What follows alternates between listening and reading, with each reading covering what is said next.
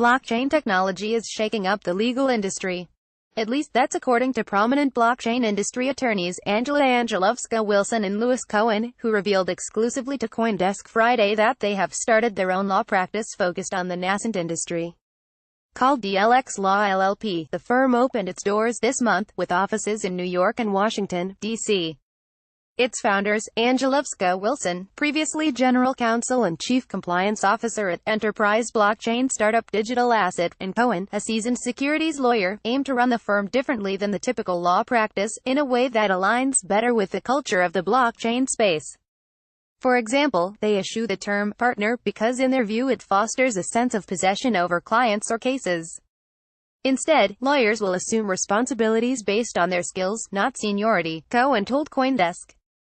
More concretely, unlike a few other law firms with cryptocurrency clients, DLX accepts payment in Bitcoin or Ether. And down the road, it would like to rethink the age-old practice of charging by the hour and experiment with smart contracts and other unorthodox ways of being paid for legal services. For now, though, the founders say an exclusive focus on blockchain technologies will help the new firm assess risk with surgical precision. Prospective clients include startups, exchanges and token issuers. Inherently, it was very clear to us the challenges in providing clients the kind of services that they need within a very large law firm, Cohen said. A week in blockchain time is like a month anywhere else. One such dramatic shift occurred this spring when the public conversation suddenly turned to the question of whether two of the top three cryptocurrencies by market capitalization, Ether, ETH, and XRP, are securities under U.S. The speculation was fueled in part by remarks made by former Commodity Futures Trading Commission (CFTC) Chairman Gary Gensler, now an academic, but also by reports that Silicon Valley venture capitalists were lobbying regulators behind closed doors to give Ether a safe harbor. Cohen, who was most recently a partner at Hogan Lovells, said concerns about Ether being retroactively designated a security 4 years after issuance are somewhat overblown. I'm aware of some of the arguments that can be made. But there are a variety of good legal reasons why ETH should not be considered a security at this time, not least of which is the hard fork that occurred following the DAO debacle, he explained, adding, the ETH that everyone trades today was not the ETH that was originally crowdfunded.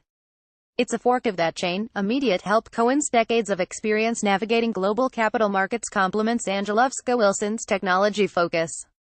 She represented several early investors in the fintech startup circle and first transacted with Bitcoin in 2012. The duo plans to hire up to 5 additional lawyers by summertime, as more than 40 prospective clients, including Colleen Sullivan, the CEO of trading and financial services firm CMT Digital and general counsel of Ethereum-focused startup Consensus, Matt Korva, have already requested immediate help. I've found, especially over the past 6 months, that lawyers sometimes don't get the backing from firms we need, Korva told CoinDesk, suggesting this issue is compounded by the opaque regulatory environment and conflicting interests related to other clients outside the blockchain industry.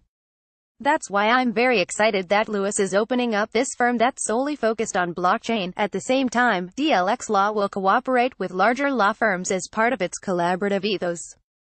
We have forged what I'll call informal alliances with a number of practitioners in this space that our clients can be referred to, and we can work collaboratively together on any of the issues that are facing our clients, said Angelovska-Wilson, adding, we do feel that the provision of legal services in the blockchain era will be different, and we want to be the thought leaders who develop new ways of practicing law. For example, Cohen said he could imagine the firm having developers on staff someday.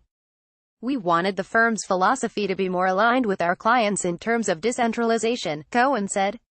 Something we certainly have in our roadmap is working with developers to develop products for our community, focus on smart contracts. In the meantime, the duo is particularly intrigued by the nascent Open Law project, an Ethereum-based platform that turns regular legal contracts into software that can automatically execute an agreement such as trading shares or transferring real estate ownership.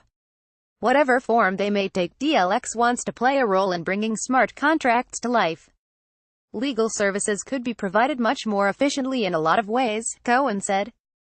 Blockchain-based solutions for clients will be an important part of our development. Of course, such unconventional contracts will face unique challenges when made across jurisdictions, especially since prospective clients from China have already reached out to DLX.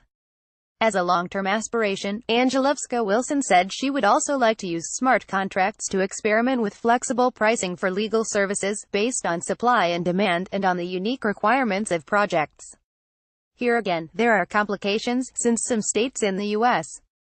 forbid payment in advance for legal services at a set price, but Cohen said DLX is looking for solutions to such obstacles. Yet, Angelovska-Wilson framed the idea as consistent with the ethos of the blockchain community, saying, "The billable hour undermines the value lawyers could really bring to the table with respect to these projects. It also hinders the ability of lawyers to be a part of the business process and the development of new products, services, ideas, things like that." Sheriff Badge via Shutterstock, the leader in blockchain news. CoinDesk is a media outlet that strives for the highest journalistic standards and abides by a strict set of editorial policies. CoinDesk is an independent operating subsidiary of Digital Currency Group, which invests in cryptocurrencies and blockchain startups.